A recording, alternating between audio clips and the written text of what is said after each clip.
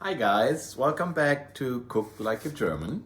We have had a little bit of break after COVID, but now we are back. It's December almost, and we are back in filming. And December, November, the beginning of the winter or the end of the fall in Germany, it's all about mushrooms.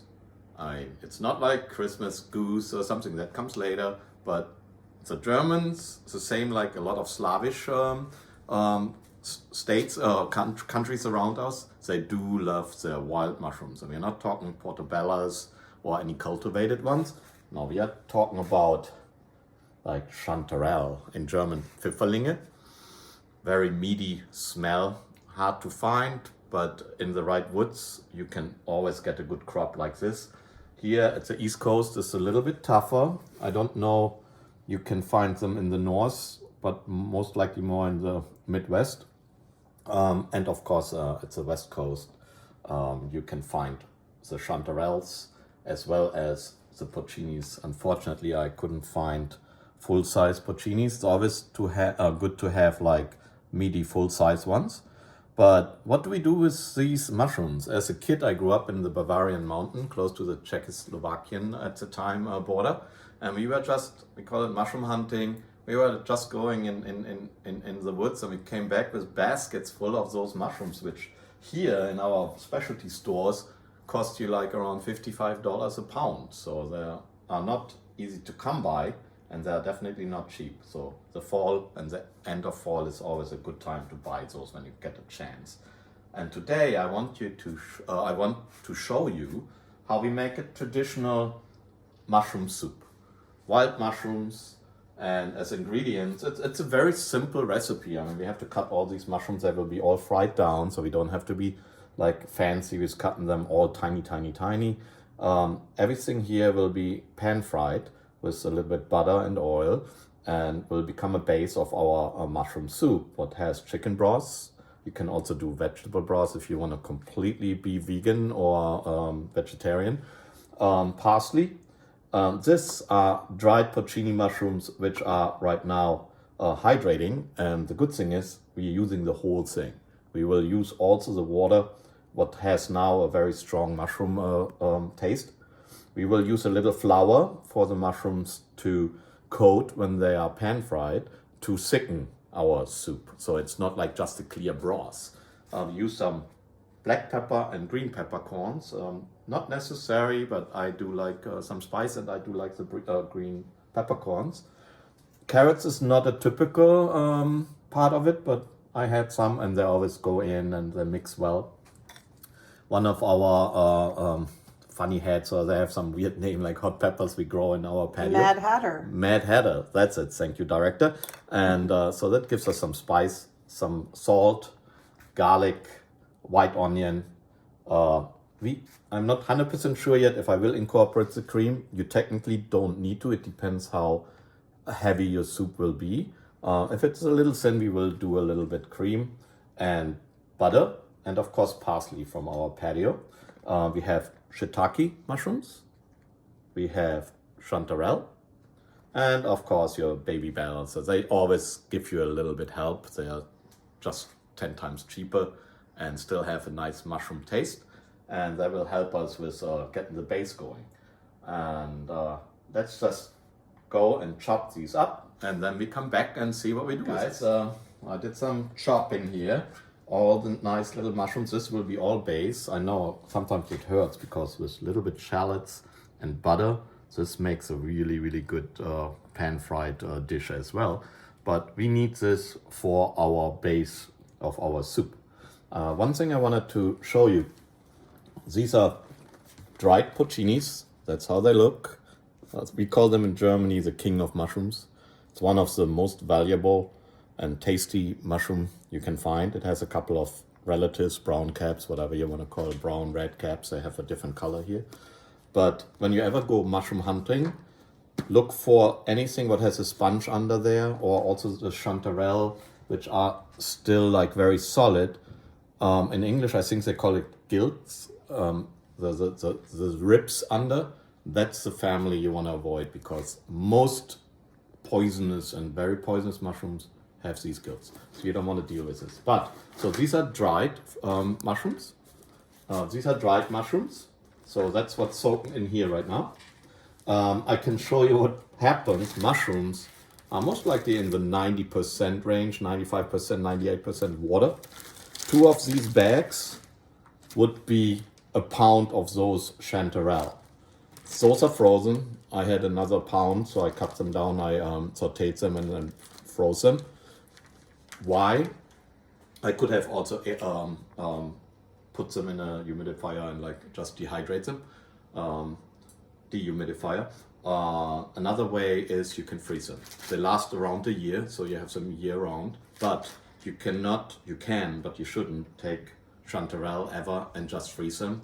They will get really like rubbery when you get them out again and you want to pan fry them. So what you do is before you freeze them, you just pan fry them a little bit, and so they release a little bit of the water, and then put them in the freezer, and you have a year worth of mushrooms there. And that's a good way to preserve them. So what do we do next? The next step here will be, we will saute those to get them down in size. We add the other ingredients like garlic and onions and carrots, and everything will go together. I'm using a aluminum pan. Actually very interesting, this pan is completely made out of recycled aluminum. It's a very eco-friendly and very heavy. I mean, I normally use cast iron, but for this we can use the aluminum, and it is really good to see that you can actually make stuff what you can use every day, and helps the environment a little bit. It's very heavy, so it's actually a very good heat conductor.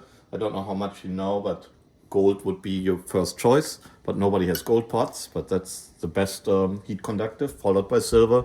Still not good, will be all black and everything, and it's too soft. Followed by copper. That's what you see with all the chefs hanging, and someone is always polishing them. And then after this, you're going actually with aluminum. And that is normally the cookware. If you have like really light aluminum, stay away from it. It's not worth it.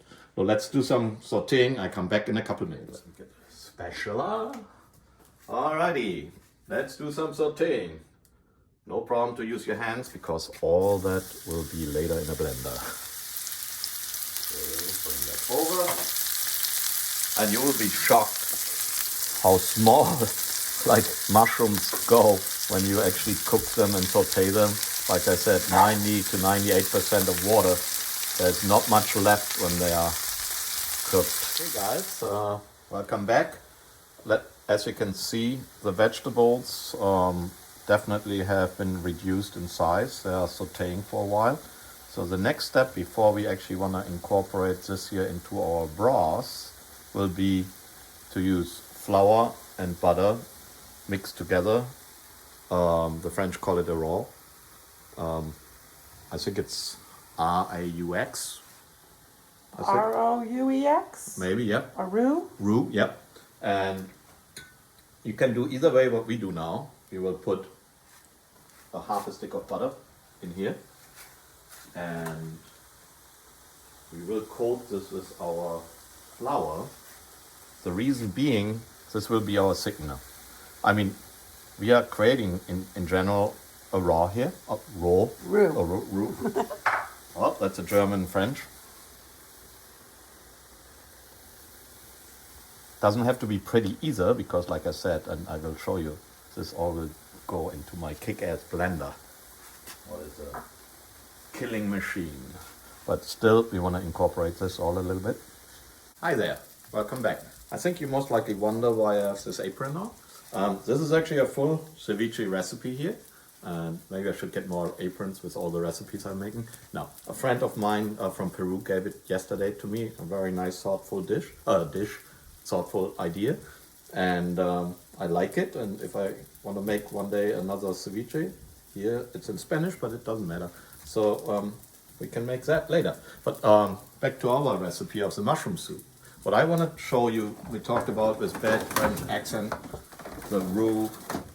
If you don't want to do this, and I showed this in a different episode I think before, This is actually herbed butter roux, so it's already like 50-50 butter and flour together and some herbs.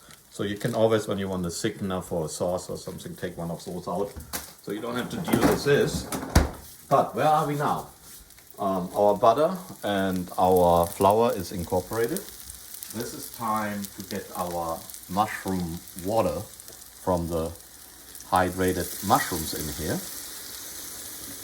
And a couple mushrooms. We'll bring it down a little bit.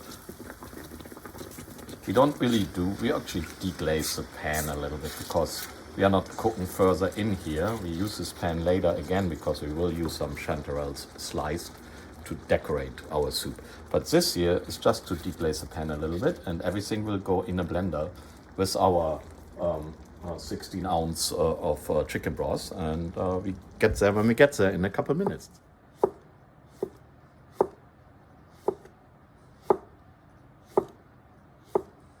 Hi guys, welcome back. So we are getting close to make the base of our soup.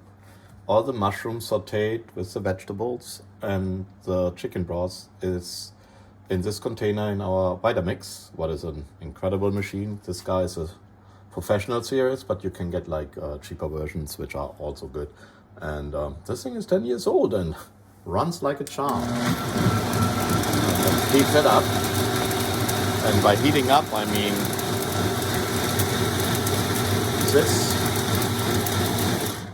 this machine will spin so fast that it actually creates its own heat.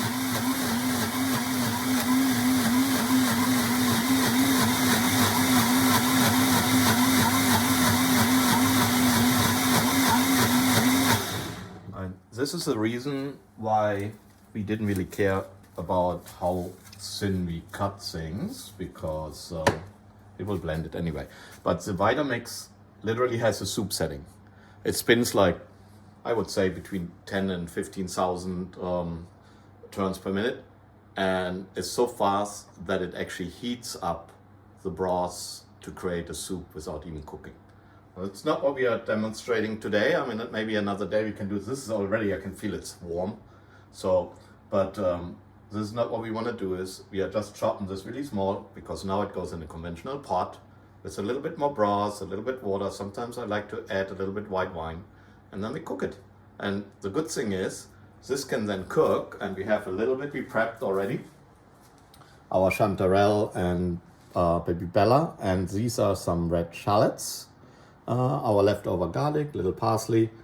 This guys, we use a little bit butter to saute them. And like I said, with the cream, we will see how the soup is. If you want a little bit cream, some people don't want the cream. But this will be our garnish. So this will be nicely sauteed when the guests come around 4 o'clock and 5 o'clock. And then we sprinkle this over the soup, and you get some crusty baguette, or like another show we will show you later. Little bread, what is living here. This is our sourdough rye and rosemary bread, what we will bake later. Okay guys, we are back, and now we are getting more into the mushroom soup. As I can see right now, the consistency is relatively thick, so I'm not so sure if we actually will need some cream or not. But what I want to show you is, of course we want to thin it. We can use more chicken broth, but we have our container, what is pretty dirty, but it has a lot of goodies in there, a lot of mushroom stuff. So what we do is we just use that. Instead of rinsing it out and throw it away, we're actually using it and put it right back into our soup.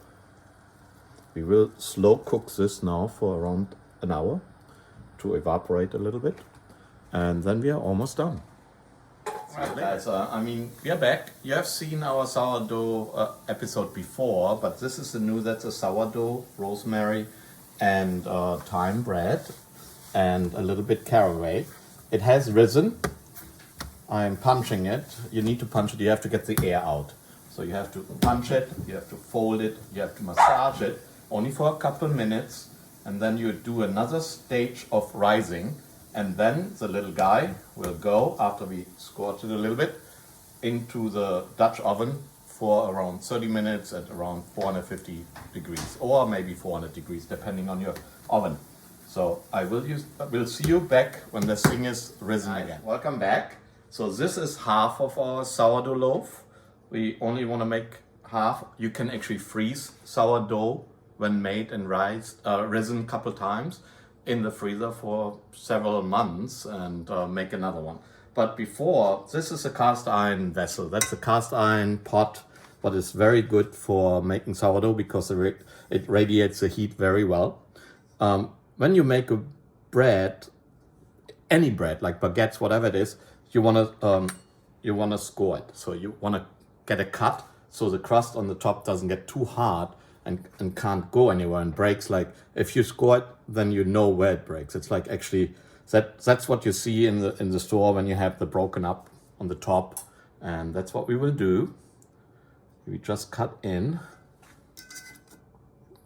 Normally we would do fancy flowers on with like forms, but we don't need to do that. Couple only here. This will be different this time, but I want to try this out.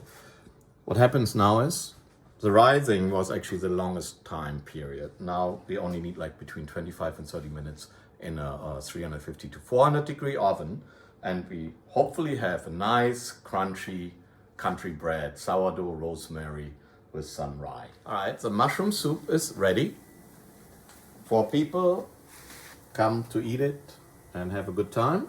What it needs is a little bit garnish, and as garnish we use our other chanterelle and baby bellas with a couple of garlic pieces, and now we want to flambe it to give it a little crunch and a little taste, and then put it in as garnish. This is a little dangerous if you haven't done it. Ooh.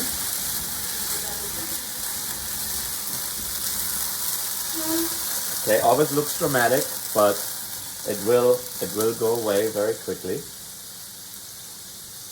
We want to burn the alcohol and leave a little bit of the cognac taste behind.